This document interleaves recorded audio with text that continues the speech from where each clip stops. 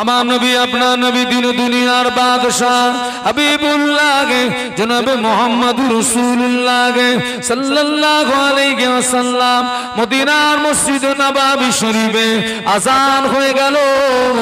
মদিনার মসজিদ নববী শরীফে মুয়াজ্জিন হযরত বেলাল রাদিয়াল্লাহু আনহু হাবশী বেলাল মদিনার মসজিদ নববীতে যখন আযান দিতেন, বেলালের আযানের আওয়াজ আল্লাহ পাকের আরশ মুআল্লাতে পৌঁছে যেত।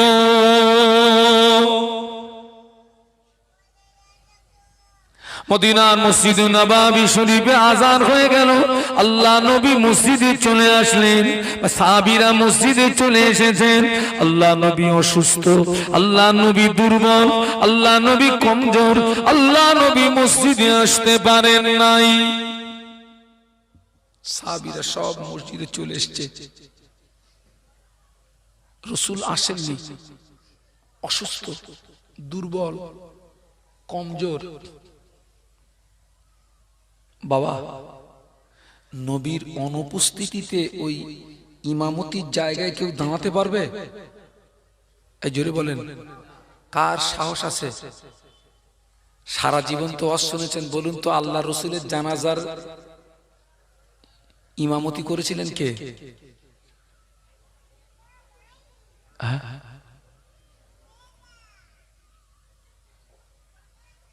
কে বললেন কেউ করেনি? হাত তোলেন। ঠিক বলেছেন। নবীর জানাজার ইমামতি কে করবে? কিতাবটার নাম হচ্ছে মাদারিজুন নবুওয়াত। ওই কিতাবে এসেছে বিশ্ব নবীর জানাজা স্বয়ং আল্লাহ আদায় করেছিলেন। একটু একটু মহব্বতে জোরে বলতে পারলেন না? তারপরে ফেরেশতারা, তারপরে নারী পুরুষ নির্বিশেষে যে যার মতো এসছে, যে যার মতো নামাজ পড়েছে, চলে গেছে। নবীর নামাজের ইমামতি কে হবে? আল্লাহ রসুল অসুস্থ, তিনি আসতে পারেননি। সাহাবীরা সব মসজিদে এসছেন কিন্তু নামাজ শুরু করতে পারছেন না। কে দাঁড়াবে ইমামতির জায়গায়?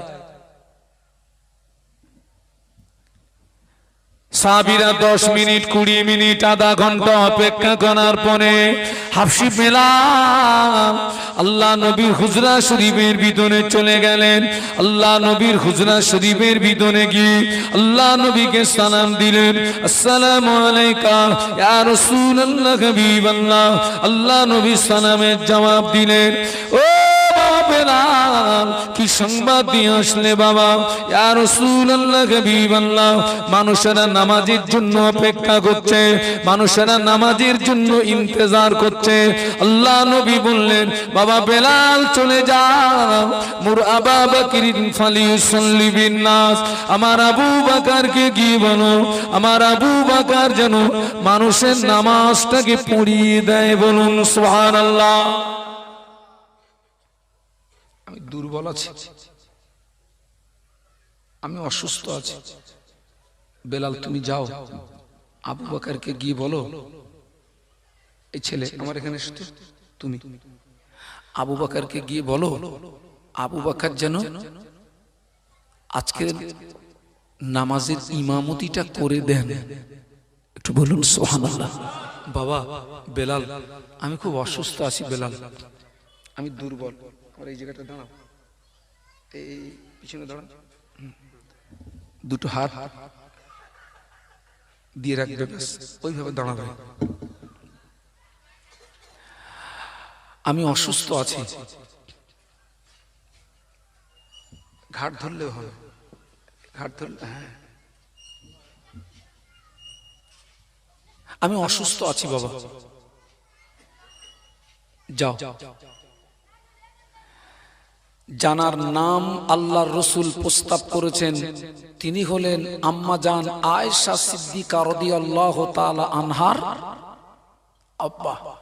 আম্মা জান কথাটা শুনতে পেলেন। আমাদের আম্মা জান আল্লাহ নবীর নূরের বদনের দিকে চেয়ে বলেছিলেন, ইয়া রাসূলুল্লাহ হাবিবাল্লাহ, আমার আব্বা জানকে ইমামতির জায়গায় দাঁড় করাবেন না। আমার আব্বা জান নরম দিলের মানুষ, আমার আব্বা জানকে ইমামতির জায়গায় দাঁড় করালে আমার আব্বা জান আপনাকে না ফেরোনাজারি করবে, আমার আব্বা জান কেঁদে ফেলবেন। ইয়া রাসূলুল্লাহ হাবিবাল্লাহ, এই দায়িত্বটা আপনার অন্য কোন সাহসী সাহাবীকে দিন। আল্লাহ নবী আবার বললেন না, ও বাবা বেলাল চলে যাও, মুর আবা বকরিন ফালিউসাল্লি বিন নাস, আমার আবু বকরকে কি বলো, আমার আবু বকর যেন মানুষের নামাজটাকে পড়িয়ে দেয়, বলুন সুবহানাল্লাহ। যাও। আল্লাহর নবীর অনুমতিতে আবু বকর সিদ্দিক রাদিয়াল্লাহু আনহুর ইমামতিতে মদিনার মসজিদে নববী শরীফের নামাজ শুরু হয়ে গেছে। যেই মসজিদে নববীতে নামাজ শুরু হয়েছে, আল্লাহর নবী অস্থির হয়ে পড়েছেন, ব্যাকুল হয়ে পড়েছেন। আল্লাহ রসুল অস্থির হয়ে পড়েছেন, ব্যাকুল হয়ে পড়েছেন। কেন? সাহাবীদেরকে নিয়ে জামাতে নামাজ আদায় করবেন তাই। একটু জোরে বলুন, আরো জোরে বলুন।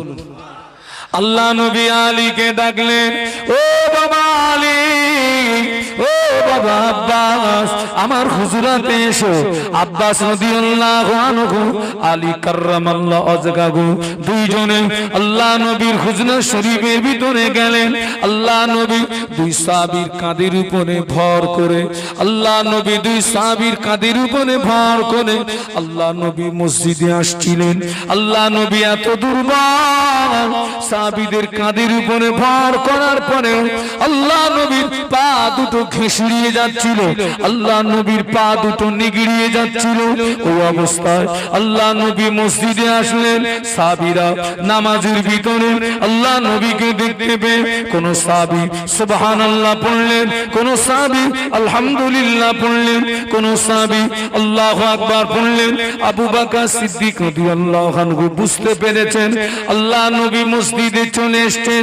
সাহাবীরা আল্লাহ নবীকে আগে দিলেন, আবু বকর হুজুর পিছিয়ে আসলেন। ও শ্রীরামপুরের যুবকেরা, আল্লাহ নবী অসুস্থ শরীরে শুধু নামাজ পড়েন না, আল্লাহ নবী সাহাবীদেরকে নিয়ে মদিনার মসজিদে নববী শরীফে আল্লাহ নবী বসে বসে বসে বসে বসে বসে আল্লাহ নবী মদিনার মসজিদে নববী শরীফে সাহাবীদেরকে নিয়ে নামাজের ইমামতি করেছিলেন।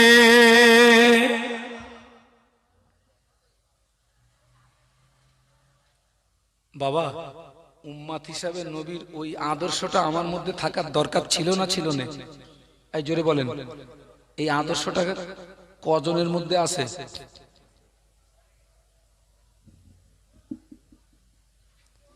কে ভাই কথা বলেনি কেন ভাই?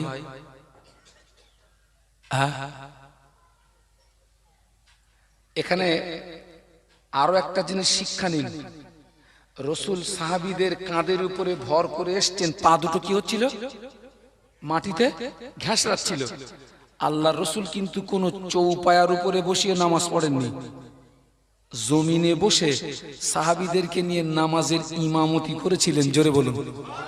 এইবারে বলুন, আজকে যারা চেয়ারে বসতেছে বাবা, হ্যাঁ এর ভিতরে কিছু মানুষ সত্যিকারেই তারা অসুস্থ, আর কিছু আছে ওরা কিন্তু একটু সলে সলে মারার চেষ্টা করে। এমনি দেখতেছি মাথায় করে এক মন মানলে করে বেরিয়ে যাচ্ছে, মসজিদে এসেই চেয়ার দখল করে। বাস্তব বলছি না বাস্তব বলছি? আহা, রসুল সাহাবীদের কাঁধের উপরে ভর করে আসলেন না, নিজেই নামাজের ইমামতি করলেন। একটু সুবহানাল্লাহ বলবেন না? একটু জোরে মহব্বতে বলা যাবে না? ভাইরে, এই জলসা জুলুসের নেতৃত্ব দিচ্ছে এখন বেশি কারা? যুবকরা না বুড়োরা? আর জোরে বলেন। যুবকরা। এই নীতিটা ওদের মধ্যে পাওয়া যাবে? সব যুবক? আরে কথা বলেন না কেন আপনারা?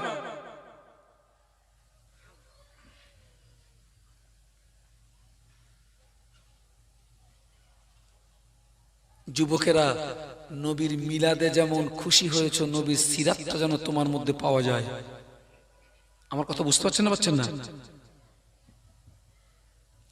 আজকের তো অসুস্থ শরীরে নবী এসছেন মসজিদে, আরে এই ছেলেটাকে দাঁড় করে দিয়েছি কেন জানেন?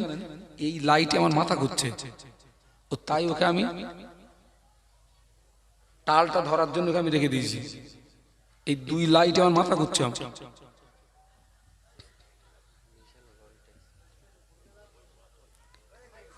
ছাড়ুন, বসুন, যা হওয়ার হয়ে গেছে। বাবা, এই অসুস্থ শরীরে রসুল আজকের মসজিদে এসছেন, নিজে বসে বসে সাহাবীদের নিয়ে নামাজের ইমামতি করেছেন। ওই অসুস্থতার পিরিয়ডে এমনও দিন গিয়েছে আল্লাহ রসুল টোটালে মসজিদে আসতে পারেননি, আবু বকর হুজুরের ইমামতিতে নামাজ শুরু হয়ে গেছে। আহা, মদিনার মসজিদে নববী শরীফে আবু বকর সিদ্দিক রাদিয়াল্লাহু তাআলা আনহু ইমামতিতে নামাজ যখন শুরু হলো, আল্লাহ নবী ঘরের ভিতরে থাকতে পারে না, আমাদের আম্মা জানকে ডাকলেন, ও আমার বিবি আয়েশা সিদ্দিকা রাদিয়াল্লাহু তাআলা আনহা, আমার মাথাটাকে একটু উঁচু করে ধরো। আল্লাহ রাসূল শুয়ে আছেন, এত দুর্বল, মাথাটা উঁচু করার মতো বলুন না ক্ষমতা নেই। নবীর ঘর আর মসজিদে নববী মাঝখানে ডিফারেন্স একটা পর্দা, একটা কি পর্দা। আয়েশা, আমার মাথাটা একটু উঁচু করে ধরো না। আবু বকর হুজুরের ইমামতিতে নামাজ হচ্ছে, আম্মা জান আয়েশা সিদ্দিকা রাদিয়াল্লাহু আনহা আল্লাহ রাসূলের মাথাটাকে উঁচু করে ধরেছেন। আল্লাহ নবী ঘরের পর্দাটাকে সরিয়ে দিয়ে সাহাবীদের নামাজের দিকে তাকিয়ে আল্লাহ নবী চোখ দিয়ে দাদা দাদা দাদা দাদা দাদা দাদা দাদা করে পানি গড়িয়ে যায়। আমাদের আম্মা জান আয়েশা সিদ্দিকা রাদিয়াল্লাহু তাআলা আনহা আল্লাহ নবীকে বলেছিলেন, মায়ুবকিকা ইয়া রাসূলুল্লাহ, হাবিবাল্লাহ, কোন কষ্টে আপনি কাঁদেন, কোন দুঃখে আপনি কাঁদেন, কোন বেদনায় আপনি কাঁদেন?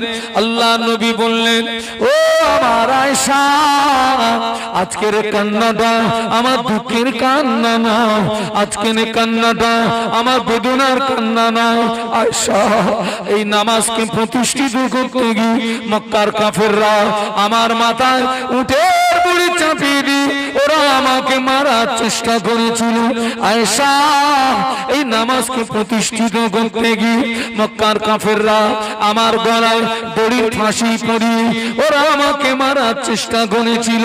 আয়েশা, এই নামাজকে প্রতিষ্ঠিত করতে গিয়ে তায়েফের মাটিতে আমাকে অনেক রক্ত দিতে হয়েছিল। ও আমার আয়েশা, আমি রাসূলুল্লাহ আজকে মসজিদে নাই, আমার সাহাবীরা যেভাবে জামাতে নামাজ আদায় করছে, ভবিষ্যতের একটা দৃশ্য, ভবিষ্যতের একটা ছবি আমার সামনে ফুটে উঠেছে। আমি রাসূলুল্লাহ টোটাল দুনিয়ায় থাকবো না, আমার সাহাবীরা এইভাবে জামাতে নামাজ আদায় করবে, ওই আনন্দে আমার চোখের পানি গড়িয়ে যায়। বলতে পারলেন না, মহব্বতে বলতে পারলেন না? আয়েশা, এমন একটা দিন আসবে যেদিন আমি পৃথিবীতে থাকবো না, আমার সাহাবীরা এইভাবে জামাতে নামাজ পড়বে, ভবিষ্যতের ওই ছবিটা আমার সামনে ফুটে উঠেছে। আয়েশা, ওই আনন্দেই আমার চোখের পানিটা গড়িয়ে যায়। একটু জোরে বলুন। বাবা, আজকের যারা আল্লাহর ওলি হয়েছেন গো, নামাজ পড়ে হয়েছেন না নামাজ বাদ দিয়ে হয়েছেন? ফরজ নামাজ পড়ে হয়েছেন না ফরজ, ওয়াজিব, সুন্নাত, নফল টোটাল পড়ে আল্লাহর ওলি হয়েছেন, না শুধু ফরজটা পড়ে পালিয়ে আল্লাহর ওলি হয়েছে?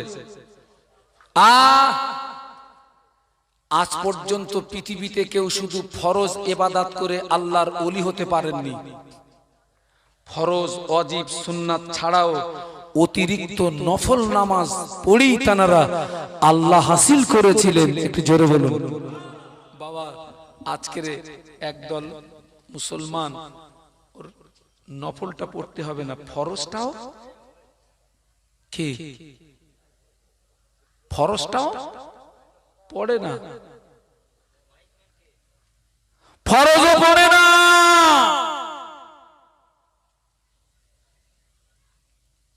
এই আমার দিকে তাকান, আল্লাহ রসুল নামাজ পড়ে পড়ে পা দুটো ফুলে ফেটে কি বেরোতো?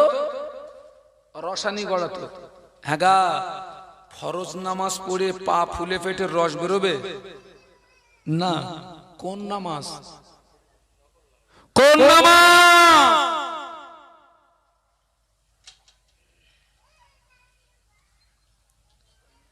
আল্লাহ নবী ফরজ নামাজ ছাড়া নফল নামাজ এত পড়তেন, দাঁড়িয়ে দাঁড়িয়ে দাঁড়িয়ে দাঁড়িয়ে দাঁড়িয়ে দাঁড়িয়ে আল্লাহ নবীর কাদাম মোবারক দুটো ফুলে পেটে রসানি গুড়িয়ে যেত। সাহাবীরা বলেছিলেন, ইয়া রাসূলুল্লাহ, হাবিবাল্লাহ, আল্লাহ তো আপনাকে বেগুনাহ মাসুম করে পাঠিয়েছেন, হুজুর আপনি এত নামাজ কেন পড়েন? আল্লাহ নবী জবাব দিয়েছিলেন, ও আমার সাহাবীরা, যে আল্লাহ আমাকে নবী বানালেন, যে আল্লাহ আমাকে রাসূল বানালেন, যে আল্লাহ আমাকে এত ইজ্জতের হকদার করলেন, আমি কি আল্লাহ পাকের ইবাদতের ভিতর দিয়ে কিয়ামতের ময়দানে কি তার সকল গুজার বান্দাদের দলভুক্ত হয়ে কি উঠব না? ও আমার সাহাবীরা, আমি আল্লাহ নবী বলছি, তোমরাও সকলে আল্লাহ পাকের ইবাদত তেলাওয়াতে মশগুল হয়ে যাও।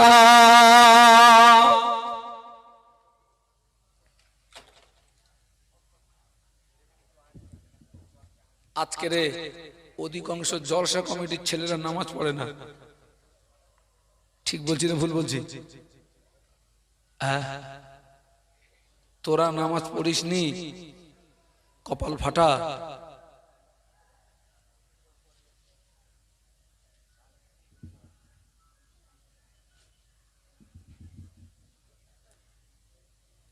আল্লাহ রসুলের ওই নীতি আদর্শটা তো আমার মধ্যে থাকার দরকার ছিল গো।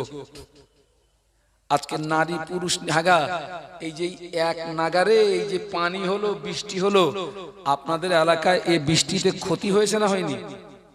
হ্যাঁ, এই বৃষ্টিটা কি রহমতের বৃষ্টি ধরবেন না গজবের ধরবেন? এটা গজব। গজব তো গজব আসে কখন? আল্লাহ ভোলা হয়ে যায়, রসুল ভোলা হয়ে যায়। যারা ঘেরির ব্যবসা করে, ঘেরি ঘেরি খোঁজলে দেখেন কে যান,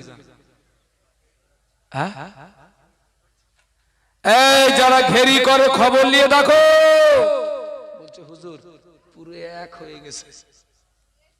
কি হয়ে গেছে? এক। বলছে হুজুর নেট দিয়েছি, নেট দিয়ে ঘিরেছি, নেটের উপরে এতটা বানো। এটা কার মার? আরো জোরে বলুন। আল্লাহ কোরআনে বলেছেন, ইন্না বাতশা রাব্বিকা লাশাদীদ। আল্লাহর পাকড়াওটা আল্লাহ যখন ধরে, আল্লাহর ধরাটা খুব সিরিয়াস, খুব সিরিয়াস, কঠিন।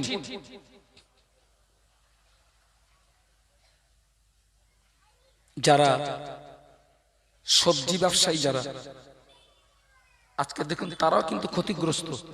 সবজি চাষি যারা, কত ফসল কি হয়ে গেছে সব। এখন আমরা যারা চাষ করি না, কিছু করি না, আমরাও ক্ষতিগ্রস্ত না গ্রস্ত না? আরে সবজি যদি না হয়, মালের দাম কম হবে না বেশি হবে? পুঁই শাক 30 টাকা। পুঁই শাক কত? 30 টাকা।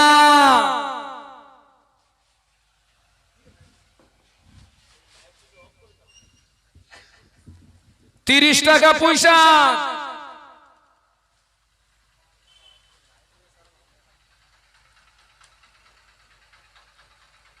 আল্লাহু আকবার। জবান খুলে বলুন আল্লাহু আকবার। আরো জোরে বলুন আল্লাহু আকবার। ফিরে এসো বাবা, মরবো না মরবো না, কবরে যাব না যাব না।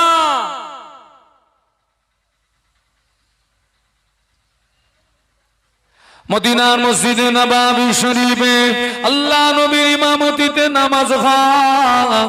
একজন সাহাবী মদিনার মসজিদ নববী শরীফে আল্লাহ নবীর পিছনে ফজরের ফরজ নামাজটা আদায় করে ওই সাহাবী আল্লাহ নবীর মসজিদ শোনার জন্য আর অপেক্ষা করেন না, আর দেরি করেন না, অমনি দ্রুত বাড়িতে চলে যান, অমনি দ্রুত বাড়িতে চলে যান। অন্য সাহাবীরা ওই সাহাবীর ব্যাপারে আল্লাহ নবীর কাছে নালিশ দিলেন, ইয়া রাসূলুল্লাহ হাবিবাল্লাহ, আপনার অমুক সাহাবী আপনার পিছনে 2 রাকাত ফরজ নামাজ পড়ে আর অপেক্ষা করেন না, আর দেরি করেন না, অমনি দ্রুত বাড়িতে চলে যান। আল্লাহ নবী ওই সাহাবীকে ডাকলেন, ও বাবা সাহাবী, কেন তুমি 2 রাকাত নামাজ পড়ে কেন অপেক্ষা করো না, কেন দেরি করো না, কেন দ্রুত বাড়িতে চলে যাও? ওই সাহাবী আল্লাহ নবীর নূরের বদনের দিকে চেয়ে বলেছিলেন, ইয়া রাসূলুল্লাহ হাবিবাল্লাহ, হুজুর আমরা স্বামী স্ত্রী, আমাদের 2 জনের মাঝখানে কাপড় মাত্র একটি, আমরা স্বামী স্ত্রী, আমাদের 2 জনের মাঝখানে কাপড় মাত্র একটি। হুজুর আমি যখন নামাজে আসি আমার স্ত্রী উলঙ্গ হয়ে গুহার ভিতরে প্রবেশ করে, এই কাপড়টাকে পরে আমি নামাজ আদায় করি। ইয়া রাসূলুল্লাহ আমি নামাজ পড়ে আপনার নসিহত শোনার জন্য আমি যদি অপেক্ষা করি, দেরি করি, সূর্য যদি উদয় হয়ে যায় আমার বিবির নামাজটা ছুটে যাবে, আমার বিবির নামাজটা কাজা হয়ে যাবে। এই জন্য আমি দেরি না করে আমি জলদি বাড়িতে চলে যাই, আমি উলঙ্গ হয়ে গুহার ভিতরে প্রবেশ করি, এই কাপড়টা পরে আমার বিবি নামাজ আদায় করে। যদি বলতে পারলেন না, এই মহব্বতে বলতে পারলেন না, তাকবীর দেন তো, নারায়ে তাকবীর, জোরে বলেন নারায়ে তাকবীর। কাপড় কটা? একটা না দুটো? ব্যক্তি কটা? নামাজ কাজা আছে?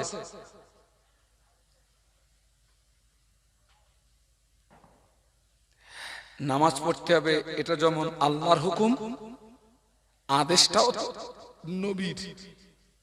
নামাজ কে এনেছিলেন? তুমি নবীর মিলাদে খুশি হবা, নামাজটা তোমার মধ্যে পাওয়া যাবে না, তার মানে তুমি নবীর সিরাতে অখুশি। সারা জীবন অশুনেছ, কিচ্ছু করনি তুমি, এখনো কিছুই করনি, এখনো আমার দিকে তাকান, কিছুই করনি।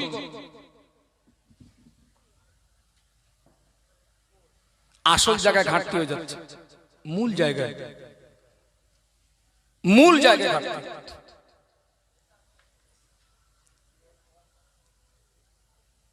কোরআনের আয়াত পড়েছিলাম, মা আতাকুমুর রাসূলু ফাখুযুহু ওয়া মা নাহাকুম আনহু ফান্তাহু। আল্লাহ বললেন আমার হাবিবের আদেশটাকে মেনে নাও, আমার হাবিবের নিষেধটাকে বর্জন করো। আজকের অঙ্ক করে দেখা যাচ্ছে আল্লাহর রাসূল আমাদের যে কাজ করতে আদেশ করেছেন ওই কাজগুলো আমরা যতটা না করি, আল্লাহর রাসূল যে কাজ করতে নিষেধ করেছেন তুলনা অনুযায়ী ওই কাজগুলো আমাদের দ্বারায় বলুন বেশি হবে। খোদার গজব আসতো না, আমরা গজব টেনে আনছি, টেনে টেনে টেনে।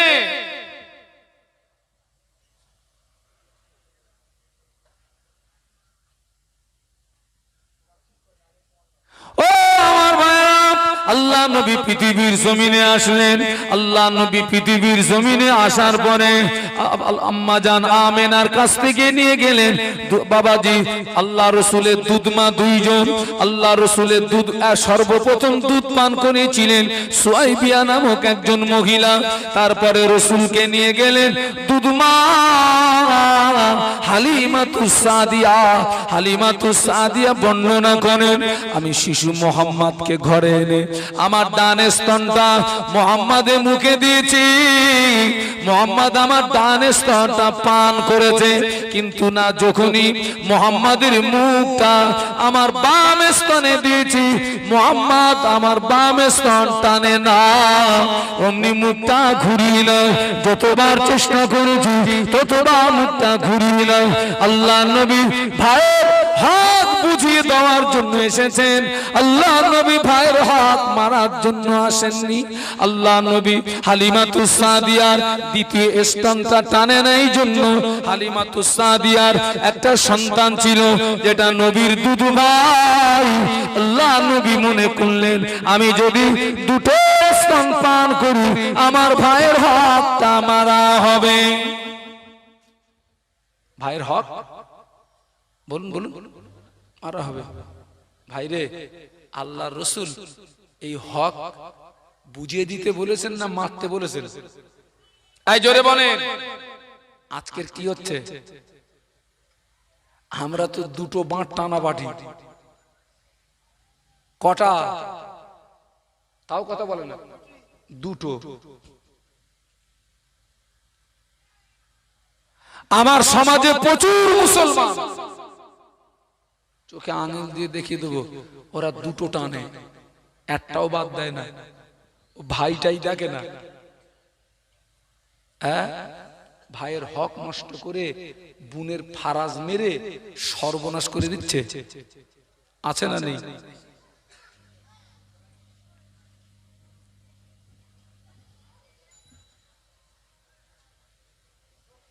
আজকে দেখুন ছোট হুজুর পীর কিবলা রহমাতুল্লাহ আলাইহি তানার ভিতরে এই নোংরা জিনিসগুলো ছিল না।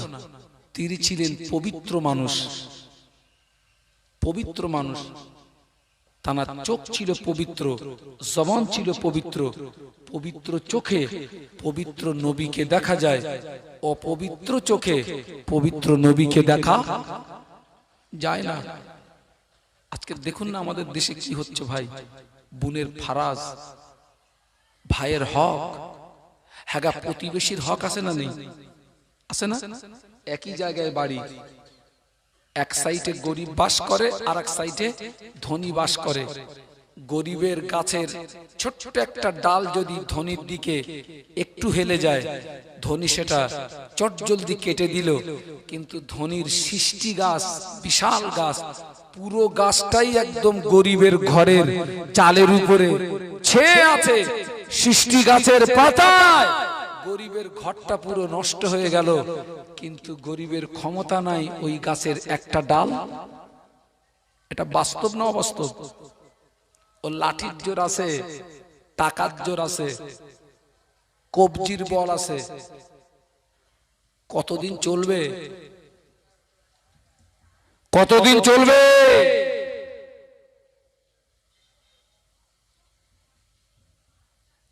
মা আতাকুমুর রাসূলু ফাখুযুহু। একবার দরুদ শরীফ, আল্লাহুম্মা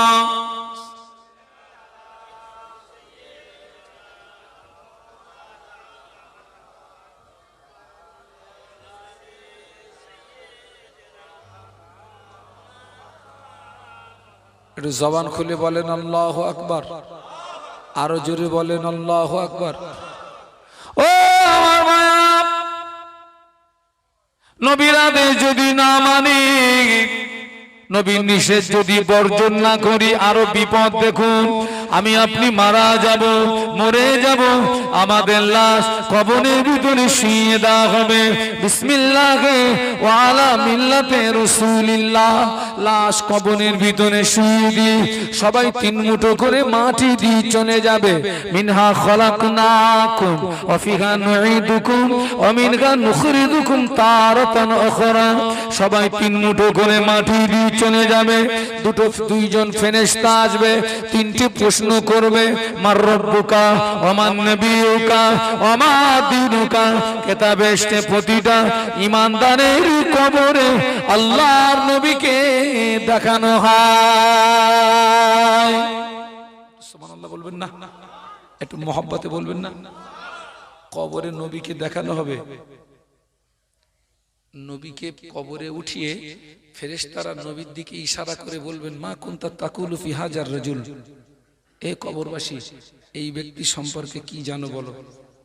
হ্যাঁ এ বাবা, যে লোকটা পৃথিবীতে নবীর আদেশটা মেনে নেয়নি, যে লোকটা পৃথিবীতে নবীর নিষেধটা বর্জন করিনি, কবরে ও নবীকে চিনতে পারবে বলে মনে হয়? এই জোরে বলেন না।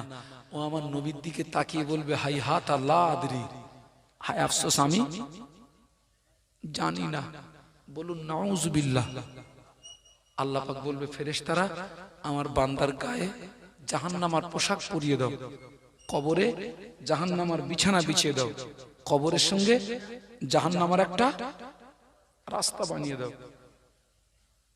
ব্যাস, এরপরে যা হওয়ার তাই হবে। দুনিয়ার সুখ শান্তি কতদিন করেছো? 60 বছর 70 বছর।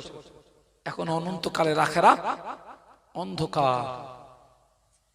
যে লোকটা পৃথিবীর জমিনে নবীর আদেশটা মেনে নিল, নবীর নিষেধটাকে বর্জন করলো, নবীর আদেশটাকে মেনে নিল, নিষেধটাকে বর্জন করলো, এর উপরে যে জীবন যাপন করলো, ওর লাশ যখন কবরের ভিতরে রাখা হবে, আল্লাহ ফেরেশতারা আল্লাহ নবীকে কবরের ভিতরে উঠিয়ে ফেরেশতারা ওই ব্যক্তিকে জিজ্ঞাসা করবে, এই ব্যক্তি সম্পর্কে কি জানো বলো। ও আল্লাহর বান্দারা, ওই ব্যক্তিটা আল্লাহ নবীর নূরের বদনের দিকে চেয়ে মুচকে মুচকে হাসতে থাকবে আর বলবে, হাযা নবিয়ুনা মুহাম্মাদুর রাসূলুল্লাহ, ইনি অন্য কেউ না, ইনি হলেন আমাদের নবী, দিন দুনিয়ার বাদশাহ। যদি বলতে পারলেন না, মহব্বতে বলতে পারলেন না, আল্লাহ পাক বলবেন, ও আমার মানাই করো, ও আমার ফেরেশতারা, আমার বান্দা হক বলেছে, আমার বান্দার গায়ে জান্নাতের পোশাক পরিয়ে দাও, আমার বান্দার খবরে জান্নাতের বিছানা বিছিয়ে দাও, আমার বান্দার খবরের সঙ্গে আমার রহমতের দ্বার জান্নাতের একটা রাস্তা বানিয়ে দাও। আপনাদের বিবেকের উপরে রেখে দিলাম, কোন রাস্তায় যাবেন? দুটো রাস্তা। এক রাস্তায় যাবেন, কবরে পাওয়া যাবে জাহান্নামার পোশাক, আর এক রাস্তায় যাব, কবরে পাওয়া যাবে জান্নাতের পোশাক। কোনটায় যাবেন আপনাদের উপরে ছেড়ে দিলাম। আমি যতটা বলেছি আল্লাহ যেন তার থেকে আমাকে বেশি আমল করার তৌফিক দেন। বলুন আমিন, বলুন আমিন। আমার বড় ভাই এসছে, আরে আমার অনেক সিনিয়র। হ্যাঁ, আমি তখন নতুন নতুন নজ করা শিখেছি, ভাই তখন ফুল পাওয়ারে। যে ভাই এসছেন, আমি তাকে স্বাগত জানিয়ে একটু তাকবীর দিচ্ছি। নারায়ে তাকবীর, জোরে বলে নারায়ে তাকবীর। শেষ কথা, আমার কাছে একটা কিতাব আছে, আনত ছেলে বসিরহাটের আল্লামা হুজুরের লিখিত নামাজ শিক্ষা। ভাই অনেকের নামাজ পড়ে, ভাই দেখেছি ও নামাজ হয় না, অনেক ভুল আছে। সেজন্য যে বাংলা ভাষায় হুজুর আল্লামার লিখিত নামাজ শিক্ষা উপরে আর কোন নামাজ শিক্ষা আছে আমার জানা নেই। আল্লামা হুজুরের লিখিত নামাজ শিক্ষা আমার কাছে আছে, ওইদিকে যাও। যদি কারোর প্রয়োজন হয়, ওই আমার এই ভাইয়ের কাছ থেকে একটা করে নিয়ে নেবেন, 50 টাকা করে দাম। 50 টাকা দিয়ে একটা নামাজ শিক্ষা কিনে একটু পড়ুন, দেখবেন আপনার অজান্তেই আপনার ভিতরে নামাজে অনেক ভুল ধরা পড়বে। মায়েরা যারা আশেপাশে আছেন, পারলে ছোট বাচ্চাদের দিয়ে 50টা টাকা দিয়ে একটা নামাজ শিক্ষা কিনুন, একটু পড়ুন, দেখবেন অনেক জ্ঞান বাড়বে। এ পর্যন্ত রাখলাম, আমার জন্য দোয়া করবেন ভাই। বাবা আল্লাহ তো ভালো করুক। যা যে রাত জেগে জেগে জেগে জেগে শরীর হয়ে গেছে দুর্বল, ঠেলে দিলি পড়ে যাব, ঠেলে দিলি পড়ে যাব। এরপরেও আল্লাহ পাক নিয়ে যাচ্ছেন আপনাদের আব্বা আম্মার দোয়া। আমার জন্য দোয়া করবেন, আল্লাহ যেন আমার শরীরটাকে সুস্থ রেখে দেন। বলুন আমিন। আল্লাহ পাক যেন মরণ পর্যন্ত আমার মুজাদ্দিদে জামানের সিলসিলার খেদমত করার তৌফিক দেন। বলুন আমিন। আর একটা কথা, আমি একটা মাদ্রাসা পরিচালনা করি, মাদ্রাসা তাজবিদুল কোরআন। আমি অনেকবার আপনাদের এই গ্রামের ছেলে চেয়েছি, এই গ্রামের একটা সন্তান আমাকে দেন। আপনার ছেলে হাফেজ হবে, আপনি হাফেজের আব্বা হবেন। কিয়ামতের ময়দানে আল্লাহ হাফেজ এবং আলেমের আব্বার মাথায় নূরের টুপি পরিয়ে দেবে। বলুন সুবহানাল্লাহ। একটা সন্তানের দাবি রেখে ভাষাগত ভুল ত্রুটি ক্ষমা চেয়ে আমার ভাইয়ের কাছে মাইক ট্রান্সফার করছি। ওমা তৌফিক ইল্লা বিল্লাহ, আলাইহি তাওয়াক্কালতু ওয়া ইলাইহি উনীব। আসসালামু আলাইকুম ওয়া রাহমাতুল্লাহি ওয়া বারাকাতুহু। দরুদ শরীফ আল্লাহুম্মা